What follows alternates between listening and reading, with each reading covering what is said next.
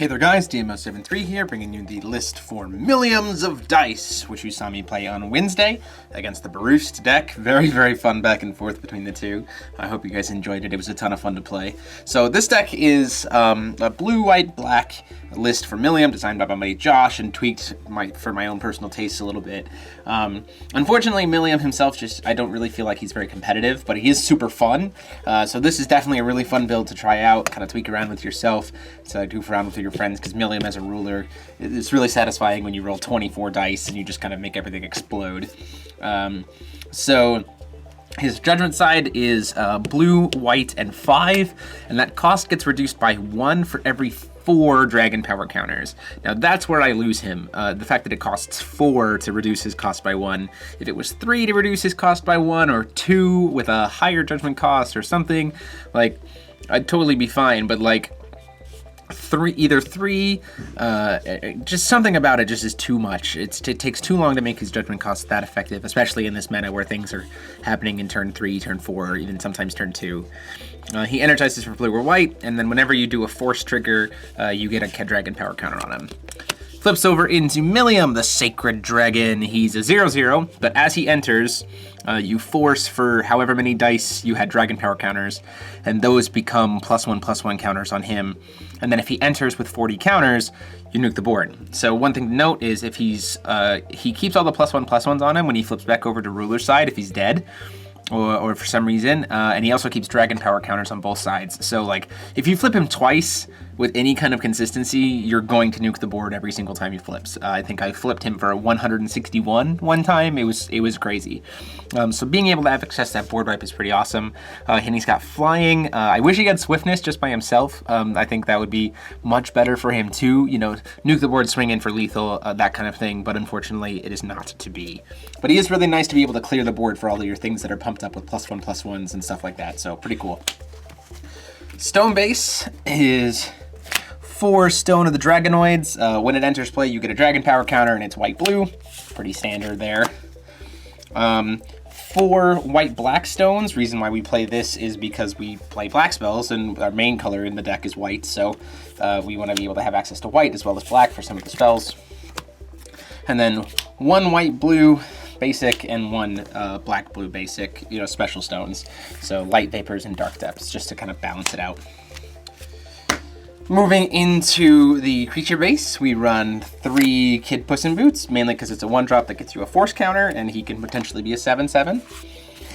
Tiny Alabaster Drake, because he's a 1-drop that can force and flies, and so you can get a lot of damage with him, especially early, like play with turn 1, and he's a repeatable force trigger as long as he stays on the board, which is really nice. Kind of the heavy hitter of the deck is Alabaster Dragon Knight. It's a 2-drop 4/4 that can potentially be a 5/5, but it can also be a 10/10, and it gets you a force trigger, which is excellent. 3 of Pandora, mainly because she has 2 different types of force triggers for making your opponent lose life and you gain life. And also it's really nice to be able to just kind of have that, again, repeatable force triggers.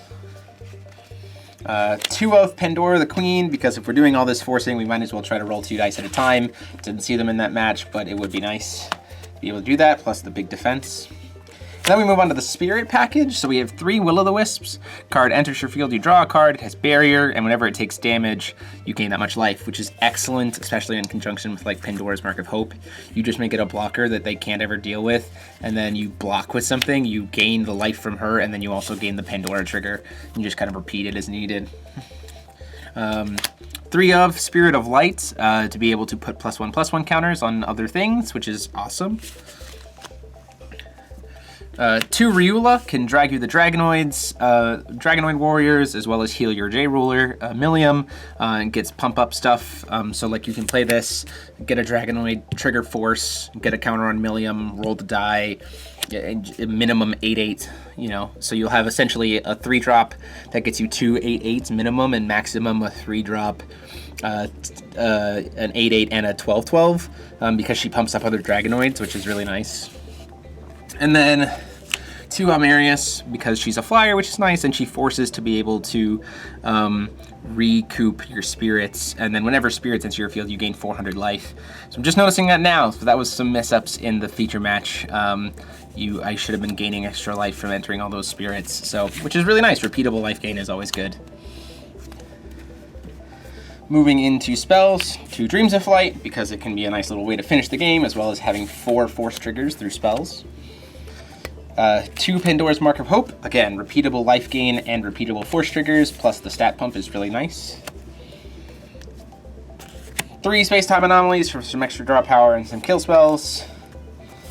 And 2, the Alabaster Dragon Princess Rescue.